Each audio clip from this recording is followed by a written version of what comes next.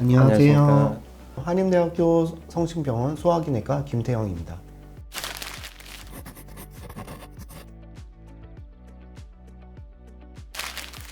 지난 시간에 이어 월간간학회 저자에게 직접 듣는 연구 소개 시간이 돌아왔습니다. 오늘은 보람의 병원 이동현 교수님을 모셨습니다. 안녕하세요. 보람의 병원 소화기내과 이동현입니다.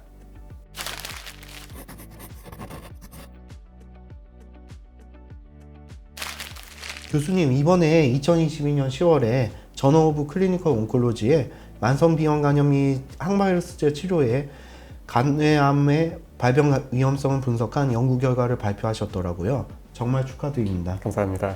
이번 시간에 그 연구에 대해서 소개해 주시겠습니다. 이 연구는 어떻게 시작하게 되었나요? 사실 이제 만성 비형 간염이 최근에 유병률이 계속해서 감소를 하고 있지만 여전히 이제 간세포암의 가장 흔한 원인으로 알려져 있습니다. 이러한 비형 간염 바이러스는 HBV DNA가 호스트 지놈에 인테그레이션 되거나 아니면 HBV 단백이 호스트의 온코진 발현을 증가시키는 다이렉트 메커니즘, 혹은 이제 조직에 만성적인 염증을 유발하는 인다이렉트 메커니즘 등으로 간세포암의 유병을 유발하는 것으로 알려져 있습니다. 그래도 다행인 것은 항바이러스의 치료를 적절하게 받게 되는 경우에 이렇게 비형 간염에 의해서 증가된 간내 암의 위험도는 크게 감소한다고 알려져 있습니다. 이러한 결과를 바탕으로 저희가 이제 문헌을 고찰을 하다 보니까 최근에 재밌는 결과들이 많이 발표가 되었더라고요.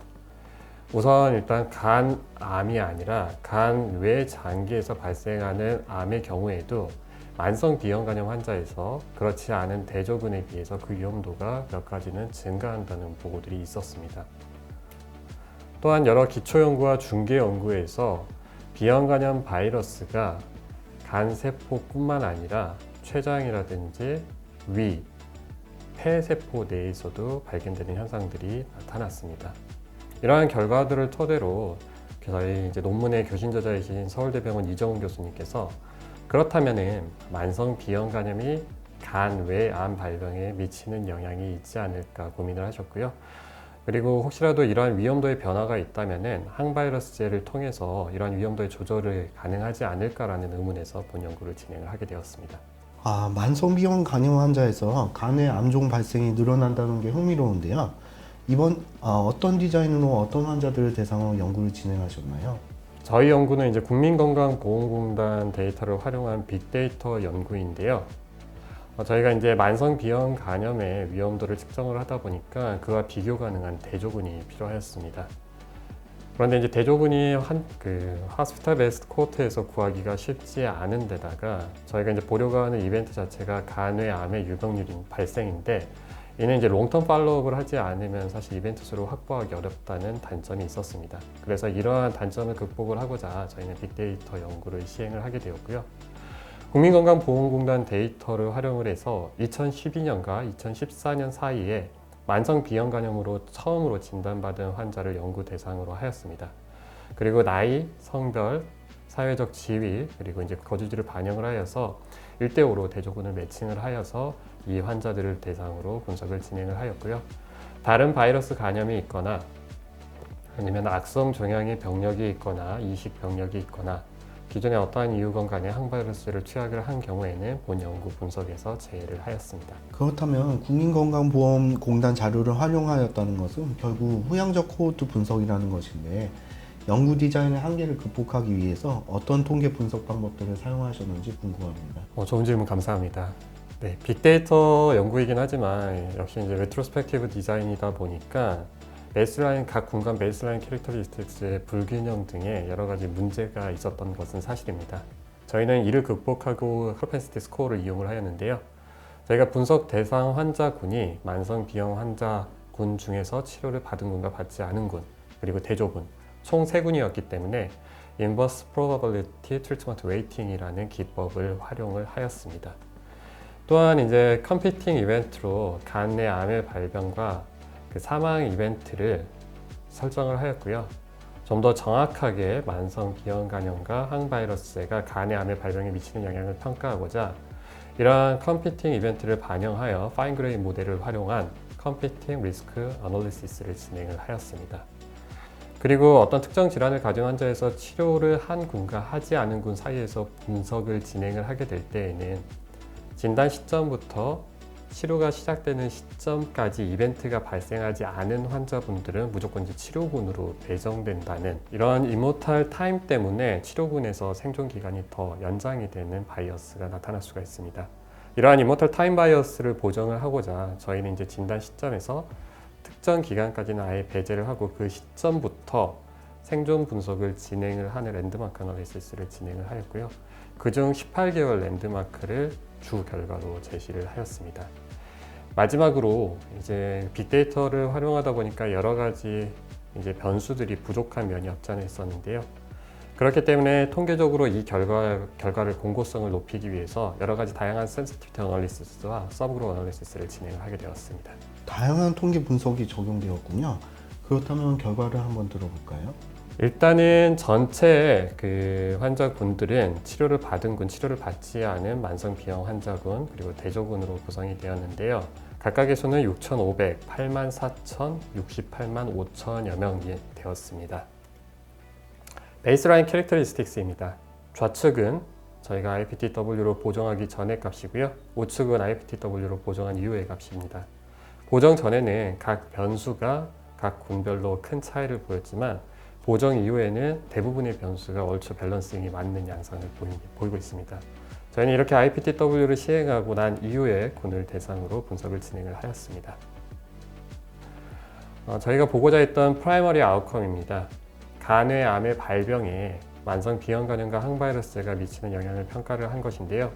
대조군에 비하여 만성 비형 간염이 있는 환자에서 이러한 간의 암의 발병이 통계적으로 유의미하게 증가하였고, 이렇게 증가된 위험은 항바이러스제 치료를 통해서 대조군 수준으로 끌어내릴 수가 있었습니다. 여러 가지 교란 변인을 보정하기 위해서 저희는 파인그레이 모델을 통해서 멀티베리어블 어널리시스도 추가로 진행을 해보았습니다. 그렇게 이제 서브 디스트리뷰션 해저드 레이시오 값을 구하였을 때 대조군에 비해서 만성 비형 간염 환자에서 간의 암의 발병 위험도가 22% 정도 증가를 하였고요. 다행히 항바이러스 치료를 하였을 때 대조군 수준으로 그 위험도를 감소시킬 수가 있었습니다. 좋은 결과가 나왔군요. 이를 또 뒷받침한 추가적인 분석 결과는 어땠나요? 앞서 말씀드린 바와 같이 이러한 프라이머리 아웃컴의 결과를 조금 더 공고히 하기 위해서 저희는 다양한 분석을 진행을 하였습니다. 우선 이제 서브그룹 어널리시스를 진행을 하였는데요. 저희가 이제 확보 가능한 변수를 이제 각 군으로 쪼개어서 분석을 진행을 하였을 때 프라이머리 아웃컴과 마찬가지로 대부분의 서브그룹에서 만성 비형 간염 환자에서 간의 암의 발병 위험도가 증가를 하였고 항바이러스제를 통해서 그 위험도를 정상화할 수가 있었습니다. 그 다음으로는 다양한 센시티비티 어널리시스를 진행을 하였는데요. 우선 만성 비형 간염 내에서 항바이러스제 치료 유무에 따라서 간의 암의 발병 위험도를 평가를 해보았습니다. 타임베리 콕스 모델을 사용을 하였는데요. 치료를 하지 않았을 때 항바이러스 치료를 한 군에 비해서 약 37% 가까이 간의 암의 발병의 위험도가 증가하는 것을 확인을 할 수가 있었습니다. 또한 저희가 이제 18개월째 랜드마크 결과를 주결과로 보여드렸는데요. 12개월째와 24개월째 랜드마크 분석도 진행을 하였고 역시나 프라이머리 아웃컴과 마찬가지의 결과를 보여주었습니다. 또한 이제 IPTW로 보정하기 전에 크루드 포퓰레이션과 저희가 이제 컴피팅 리스크 어널리시스를 진행했던 것과 대비되게 센서 처리한 커스 스페시픽 어널리시스를 진행을 하였을 때도 프라이머리 아웃컴이 그대로 재현되는 결과를 보여주었습니다. 저희가 이제 빅데이터 연구에서 보정할 수 있는 변수가 적다는 단점이 있었는데요. 이러한 단점을 보완하기 위해서 국민건강보험공단 데이터 중에서 국가검진을 받았던 환자들을 이제 서브그룹을 분류를 하여서 추가적인 평가를 하였는데요. 이러한 환자들에서는 앤스로포메트릭 데이터라든지 여러 가지 레버레터리 파인딩이 추가가 되었기 때문에 좀 더 다양한 변수로 보정이 가능을 하여서 교란 변인을 좀 줄일 수가 있었는데 역시나 프라이머리 아웃컴이 재현되는 결과를 보여주었습니다. 그리고 이제 질환이 있거나 치료를 받게 되는 경우에 병원에 좀 더 자주 방문을 하게 되고 검사가 잦아지면서 어떤 특정 이벤트를 좀 더 잘 디텍하게 되는 디텍션 바이어스가 발생을 할 수가 있는데 그렇기 때문에 이러한 디텍션 바이어스를 보정하기 위해서 병원 방문 횟수를 보정한 호스피탈 비짓 어저스티드 모델도 고해 보았고요. 역시나 동일한 결과가 재현되는 것을 확인할 수가 있었습니다. 예, 다양한 변수를 고려했을 때도 일관된 결과를 보여주었군요. 그럼 마지막으로 본 연구 결과를 정리해 주시고 이 결과를 어떻게 임상에 적용해야 될지도 말씀 부탁드립니다. 만성 비형 간염은 간 내 암뿐만 아니라 간 외 암의 발병 위험도도 증가시키는 것으로 확인이 되었습니다. 다행히도 이제 항바이러스제 치료를 통해서 이렇게 증가된 위험은 저희가 대조군 수준으로 낮출 수가 있었는데요. 여러분께서 이제 만성 비형 간염 환자를 외래에서 진료 보게 될 때 간외 암의 위험성도 생각을 하셔서요. 조기 진단이 효과적으로 알려져 있는 6대 암에 대해서는 국가 암 검진 사업에 적극 참여할 수 있도록 공고를 해주시고 항바이러스제 적응증에 해당하는 환자들은 간의 암의 위험도를 고려를 해서 적극적으로 치료를 진행을 하는 것이 좋을 것으로 보입니다. 향후에 진행될 수 있으면 좋은 연구는 현재는 항바이러스 치료 적응증에 해당하지 않지만 치료를 하게 되었을 때 만약 간의 암 발병 위험도에 예방이 가능하다면은 이러한 항바이러스 적응증을 조금 더 넓혀볼 수 있지 않을까 하는 생각이 듭니다. 이러한 후속 연구도 기대를 해볼 수 있을 것 같습니다.